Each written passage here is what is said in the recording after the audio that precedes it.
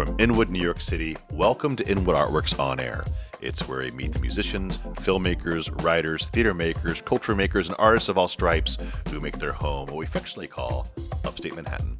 I'm your host, Aaron Sims, and today we welcome culture maker and administrator of the North Manhattan Parks and Fort Tryon Park Trust, I might add, Jana La Sorte. Jana has lived in Washington Heights since 2007 and in New York City since 1999. Her background is in arts and culture, community engagement, politics, and park management. She joined the NYC Parks in 2020 as the administrator of historic Harlem Parks before becoming the administrator of the Northern Manhattan Parks in 2023. We're going to talk to her about her creative life and her work in the parks and much more. But first, let me welcome you, Jana, to Inwood Art Works On Air. It's great to have you here. This is a delight. Aaron, you are one of our king culture makers in Uptown, as I like to call it, the Hudson Riviera. I like that one. So it has more panache to it than Upstate Manhattan. Upstate Manhattan just feels like we have to make camps or something like that. Yeah, or, have frontier. 2 homes or something. Yeah, it's the frontier, exactly. Wouldn't that be nice? Wouldn't that be nice? I wonder where our second home would be. Washington Heights and Inwood. There you go. That's right. Just walk up the Hudson there. So you've had a lot of hats and through a lot of organizations. The Urban Bush Women, you were executive director for. You've done, a lot of executive producing and a lot of projects, arts and culture sector, and of course now in the park sector. So the administrator role is like something like your bailiwick, if you will. So when people think of traditional definition of an administrator, it conjures images of being at a desk job, doing clerical work, perhaps stuck in a cubicle somewhere. But I know that is not true in your case. How would you describe your job to people? Okay, this will show my age, but there used to be a show called One Day at a Time. And Schneider. Valerie Harper. That's right. And Schneider would wear that huge key ring. Oh, key ring. And you'd see him pop in and out to solve problems. Yes. That's me. So love it. That's seriously how I view the administrative role. Technically, it's akin to a CEO, an executive director. But with that said, we administrators have to be able, ready, willing to solve every issue. So people will see me picking up litter. People will see me, meeting with staff in the park to try to figure out how do we cut down that tree. You'll see me calling in a dead raccoon. You might see me working with artists to figure out the production layout of a great show that we're collaborating on. And yes, for sure, I do spend a lot of time on email, on phone, in meetings. But, I'm really grateful because once I moved up to Northern Manhattan as the administrator in 2023, I get to walk to work. That saves a lot of time and also gives me a chance to immerse myself even before I get to the office in some local parks and, just take a gander because another big aspect of what we do, much like artists and creatives, is imagine. What are the opportunities here that we're not seeing? Yeah, absolutely. And I'm sure your walk gets longer and longer each day because you happen to run into someone. And then you walk in there 20 paces and you walk into somebody else you know. And then... Yes, it's true. It's funny you say that. I was supposed to be working 25 minutes ago. Yeah, it's funny you say that because just yesterday I was chatting with someone who works at Manhattan School of Music. And the president, actually, we're working on some program ideas together. Fabulous. And he lives right on campus, and we were talking about the joy of walking to work and also the aspects that are challenging sometimes working in your own community, such as our shared discussion around sometimes you have to grocery shop somewhere else. Because you may be approached in your grocery store with some complaints about your parks, which are valid, but not on my personal time. Yeah, that's hard for people to distinguish, having lived through that as well. I mean, I live in Inwood, and I've created Inwood Art Works, and so it's a blessing and a curse, right? Yeah, Sometimes. Well, I have to thank you again. We were chatting before going on air. Inwood Art Works, to me, I've thought a lot about the engagement I've had with our parks, Aaron, before I got this role. For my professional life. Just thinking about, having moved up here in 2007 after my split and selling my Jersey house, coming here in 2007, really it was just eye-opening. The parks and the folks like you that were building programs in the parks. Looking at you and walking up here today, I was thinking about going to your film fest over in Gaelic Field. Thinking back to the Shakespeare Festival that used to be in Inwood Hill Park. And just like all of the different activations that we've had in our parks are phenomenal. And, so what I try to remember back to complaints is that complaints really indicate love. Your work is an act of love for our community and for our parks. So even though I don't want to necessarily address them at the grocery store, they are important to listen to and to think Yes. about and to help folks turn around sometimes their resentment and frustration into, okay, what's our solution? Let's work together. Right. No, it does come from a good place. It really does, which is should be so lucky people care enough to Yes. express it. You're right, and then being dismissive of it. No, I hear you loud and clear. And yeah, I mean the parks are a crown jewel of. I mean, if you take away the parks in Inwood and Washington Heights. They would not be identifiable.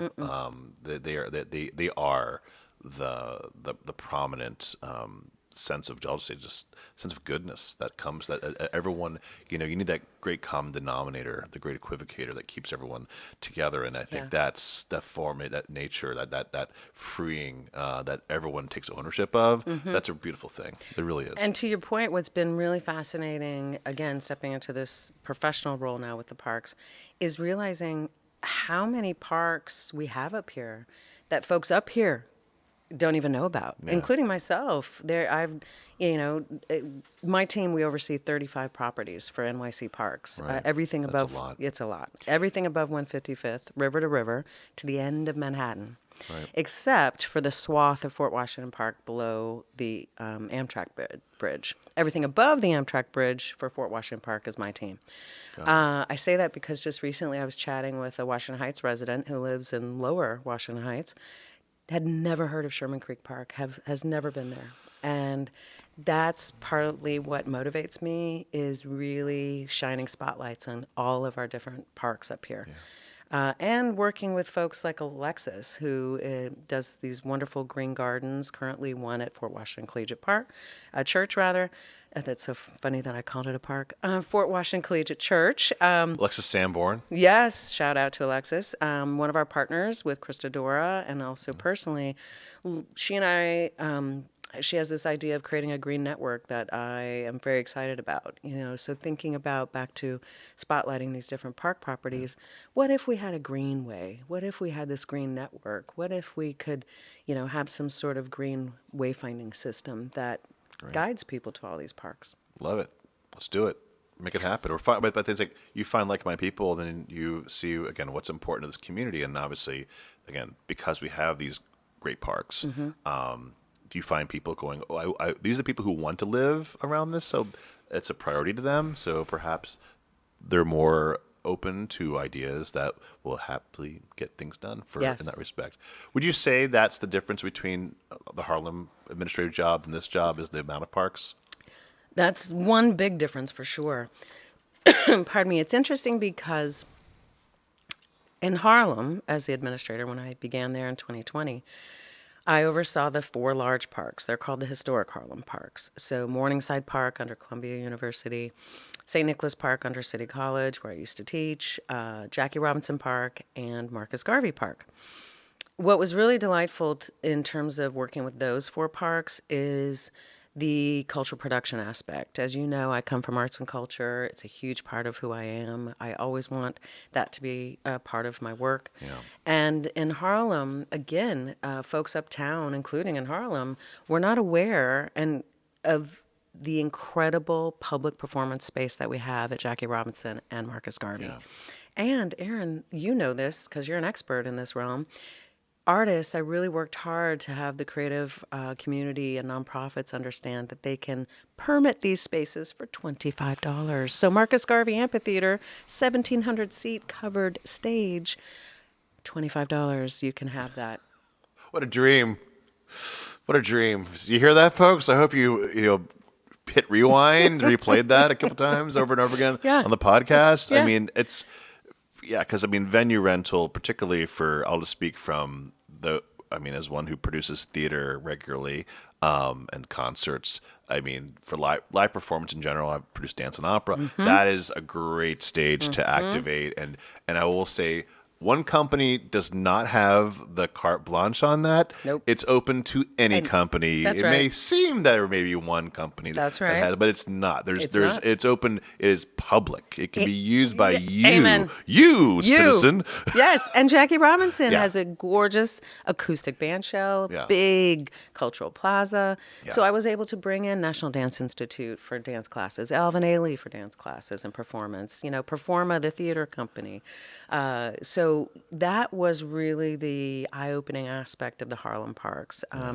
And I was able to create some things that really connected the four parks, which was part of my goal taking on that position.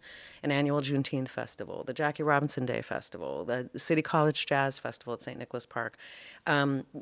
These sort of elements that could really capitalize on each unique aspect of the parks. Morningside Park fixing the waterfall, I was able to do with Columbia University and our team.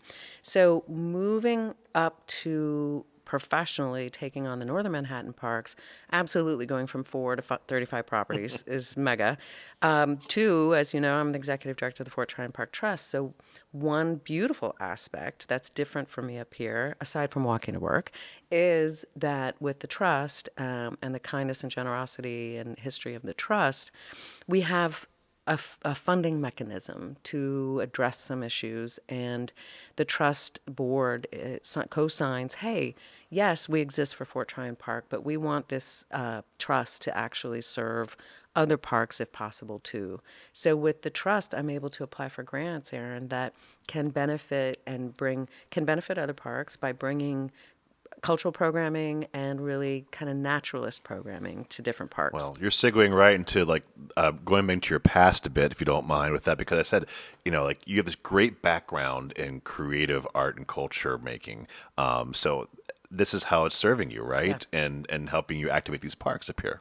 Yes, for sure. And you know, again, when this starts becoming your job, it's just a crystallized lens for me. And I really have been looking forward to talking with you today to get your feedback on this.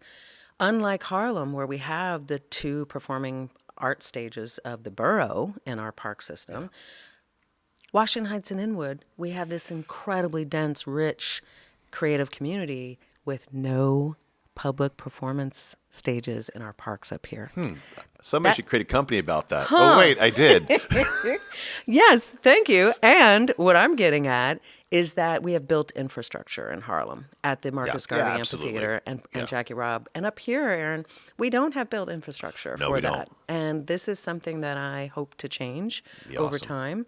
One goal I have back to the trust, and the trust board is on board with this, is how can we look at Ann Loftus Playground with that gorgeous, huge space Yeah. and the stage of sorts with the Right. bathrooms and this beautiful vista. How can we look at Ann Loftus perhaps as a built infrastructure for performing? Absolutely. It's definitely it's a structure that could be imagined. There's a lot of ideas that can be moved around with that. I think that's, you have it's a great activation space in general because you have the kids' playgrounds and basketball courts, I think, there too, and everything else. So, And you have that middle area that's wide open, you have it right? wide so, open there. So all the playground elements really run around the rim, Exactly. which leave that area Yeah, open. I think it could be great. I think it'd be awesome. Listen, I'm hands in favor, all hands in favor of anything that activates for creative placemaking in this community. As you said, our mission is essentially, there's just an embarrassment of artists, and yet we're an artistic desert because we don't have the venues that are. There's no band shell per se. But yeah, if there's ways to do that, I'm all for it because it is true. It's like we were in Gaelic Field for many years, and happily to return if we can at some point. But we also know too it's turning into kind of swamp over there as well. I mean, which is wonderful because that's the natural just topography of this. Nature is reclaiming what it What wants it to was. do and it wants to do, and it's a great thing. And there's a lot of opportunities, but yeah. And I just want to say we're grateful. I'm grateful, and I know I'll say we as the royal we, but we as everyone. I can speak for my community. Going, we love the fact that arts and culture minded person is at the helm of this, Thanks. and I think you're doing a fantastic job. And these are the conversations we need to keep having about like what is possible, and like same thing about the Greenway idea, right? Yeah. It's like, okay, if we have a lot of people who are interested in arts and culture, and we have a lot of theater makers and dance people, and whatever, and we can put together an infrastructure of I'll say this, a dedicated performance space Yes. for live performance. Yes. And we put in that infrastructure, and then it becomes a lot easier to activate, right? And then you citizen for $25 can use that space. And I should mention, we have some wonderful visual artists like Marta Blair. Shout out to Jeff Hoppe Sure. and Cornerstone Cornerstone. Studios, Great and Jennifer job. Hoppe, my predecessor All for the sure. Hoppas in the All the house. Hoppas in the house. Marta Blair is a great example of a visual artist who is taking her art into park space and thinking about how she can make wayfinding through public art, right? And we're talking about some ideas right now related to kind of doubling down on that. Okay. I mention that because back to another resource I want to make sure your listeners are aware of and watchers is public art. A lot of visual artists do not know. And you mentioned that I've been a New Yorker since 1999. I didn't know about this till I started at Parks in 2020, and it was revelatory for me as a creative. And I've been trying to spread the word as much as possible to my creative community. So I'm going to say this now: public art, visual artists of any kind can actually submit a proposal Right. to parks Exactly. and have their art installed and presented in our parks for possibly up to a year, depending on the project. How does one acquire a permit, or what is the proposal? You don't have to go through the whole thing, but is there how does one acquire a permit for an Sure. event or submit a proposal for public art? Yeah, okay. So both can be found on nyc.gov/parks. So if you go to nyc.gov/parks, you're on the parks main page, and you can click permits and then special event permits and create a profile, and that's how you can put in your permit for an event. It only costs $25. And you'll hear back from our permits office, and the permits office will reach out to me if they see any questions or things that I need to approve. Yeah.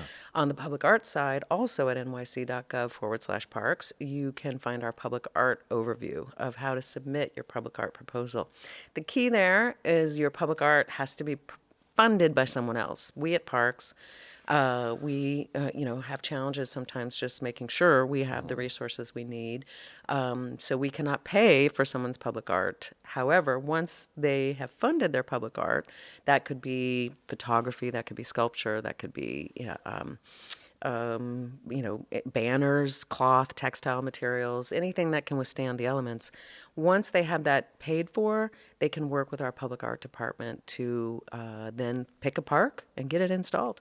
Awesome. And I will say this, and this is going to kind of go hand in hand with living up here as well, is that public art and also I call it creative placemaking by having live performances because the parks are natural venues for arts and culture to happen. It makes our parks safer. I know there's a big concern in the air, not just in our parks, all parks in general throughout New York City. But we're here talking about our parks, and so I'll say, the more there are, sports permits and arts permits and public Yes, funding permits, sure. it makes our neighborhoods more safe. Absolutely, because you never want to leave a vacuum. When do we feel most energized and inspired when we're in a park? Certainly when we're in the beauty of, say, Inwood Hill Park with our last remaining forest.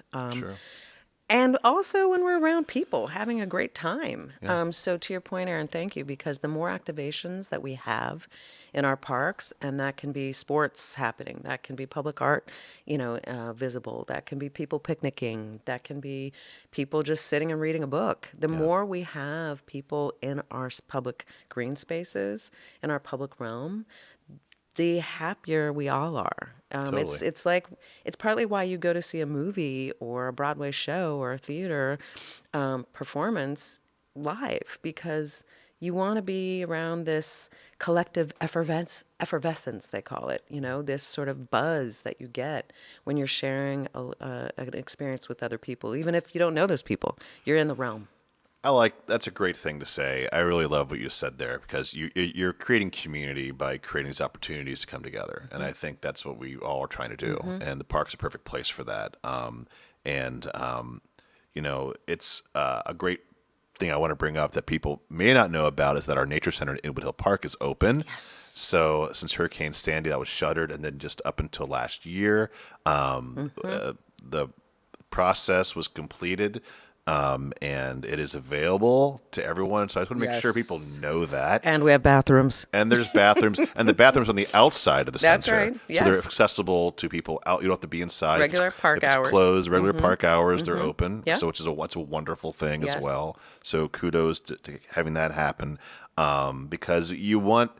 It's great because that's there because it's not even close to the next available bathroom, which is on 207th Street-ish or so, Isham Street area of the Isham, world. yep. And so that's a far walk. If you got to go, you got to go. you gotta go, it's a far walk, yeah. And so I'm saying it's great that it creates more accessibility for those grounds to be used and all For that. sure. It's interesting you say that, because I also want to make a shout out and encourage folks to reach out to me anytime. We have this wonderful group you may be familiar with, I'm sure, the Shore Walkers. So also, of course, our incredible stewards, Friends of Inwood Hill Park. But the Shore Walkers reached out to me and said, hey, we want to raise some money for Inwood Hill Park because it's so integral to their walking. And of course, it's Shoreline Park, right? Both on the Dykeman Field side and on the Gaelic Field and Cove side. And so they just raised $10,000, and we're working with them and Friends of Inwood Hill to address the Isham entrance of the park and to really kind of double down, on the Memorial Circle, for instance. Could that be, I think so, a more active program space for arts and culture? Yes. Very possible. So to your point about sort of the infrastructure, just using Inwood Hill as an example, we're seeing more built infrastructure, certainly the return of the Nature Center through the FEMA funding and having those bathrooms. Looking at what we can do on the peninsula, actually, Aaron, is something that we're talking about right now with our capital team. Could also be a very good place for a dedicated performing arts center. I'm just saying that because you have the film, we could do films there. We have the Shakespeare Festival there and all that. So it might be time for reimagining of that. Absolutely. Yeah. Exactly. And of course, like I say, well, I'm not trying to neglect the sports people out there too. There's like 7 baseball fields. There's soccer fields. I'm a former college athlete, so like I'm not trying to dominate the arts and culture conversation, but it's kind of what I'm leading here. And I will say I'm on the Park Soccer League, so there you go. Yeah, so my point is, like, for athletes out there, no one's taking away your ball fields. No. Now I'm making sure you We guys want that too. We love the activation of the park. So enough about the parks for a second. You have your bearings in your job now. Do you have any personal creative projects you're working on that you want to talk about? Oh, wow. I really appreciate that, Aaron.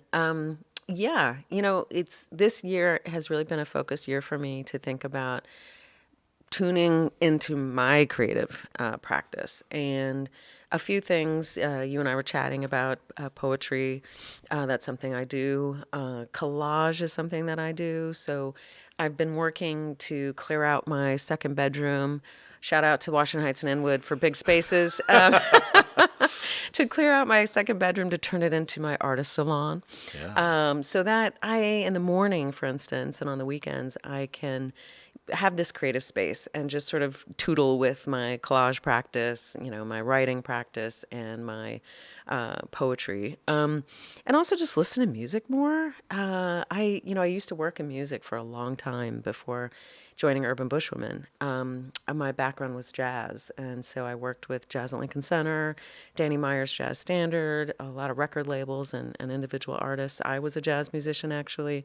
I was a saxophonist until 17 when I decided boys were more important. It didn't really work out yet. But so my dad passed away recently, and my mom sorry and to I hear were that. just, thank you, we're just talking about his guitars. So I'm going to get his guitars. Awesome. Yeah, just so I think like I used to be a singer, trying to put less pressure on myself to be like perfect, just to get back into the practice of doing it. Yeah. Well, practice does make perfect. But Yeah. you have to have the instruments to do it. Yes. Well, we love, I mean, if there's any way we can start facilitating you getting involved with the local jazz and the arts community there. We know a lot of people who own a lot of guitars, and we have, and also, jazz jams are great too, and things like that. Mark and Louise do their thing in the Bennett Park, I helped start that. and you did a Yeah. great job. And Thank you. they were on the podcast maybe season 2 or so, something like that. Yeah. And they've done a really great thing about creative placemaking with the jazz jams.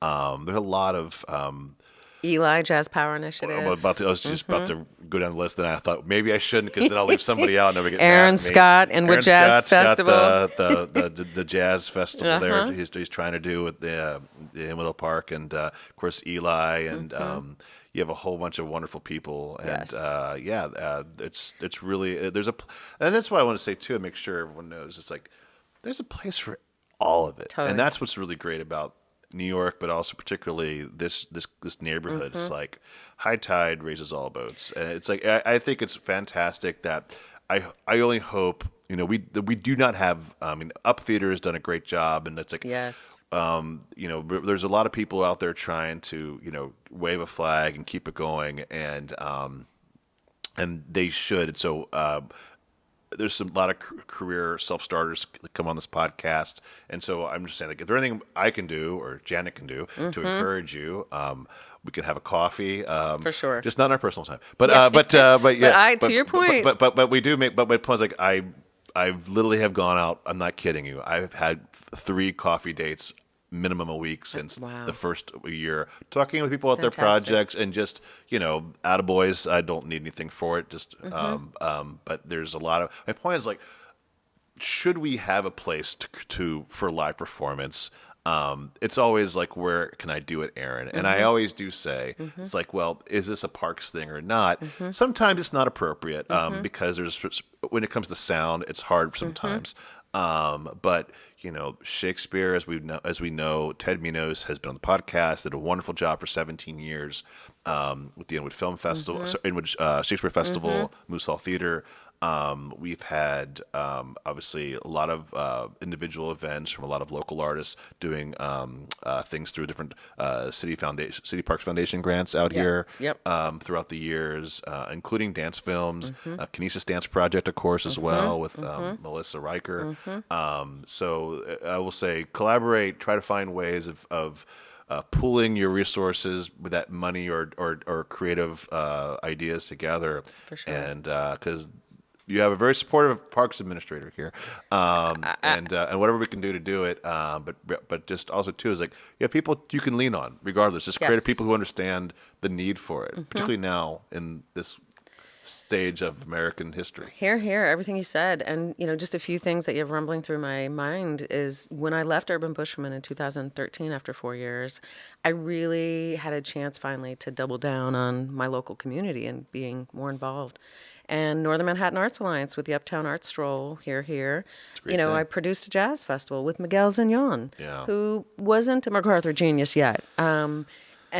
So I think that there are all these ways, to your point, where we can connect with people we know, and there's so many incredible artists up here from every realm, and just reimagine how can we collaborate together. So space, for instance, you're reminding me of your amazing, one of my favorite memories of Uptown, porch events. Yes. Okay. And so back to Uptown Space, when you were over on 10th Avenue, all the different film festival sites that you had, you helped me explore the space up here and also think, how can we as a community connect and maybe buy a space together?